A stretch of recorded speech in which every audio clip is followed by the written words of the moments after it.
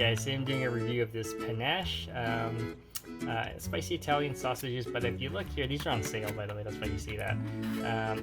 But I saw them, they're uncooked, uncut, but if you can see, they're gluten-free. They are pretty clean. I was actually quite surprised. Gluten-free, Canadian raised pork, all that type of stuff. As you can see on the bottom, I don't know if you can see this, there's no artificial flavors. What else? No fillers. Yeah, so let's open. Let me show you the ingredients here. There is the nutrient panel. If you guys want to read it, pause the video.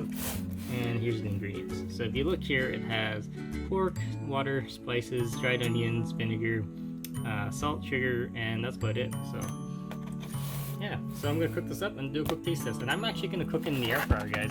I've never done sausages in air fryer, so I'm gonna try it out and see how it works. Alright, be right back. Guys, so here's the sausage all cooked up. I actually cut it as well, so we're gonna do a quick taste test right now. It is very juicy, as you can see, full of water and juice. Let's see how well it tastes. There we go.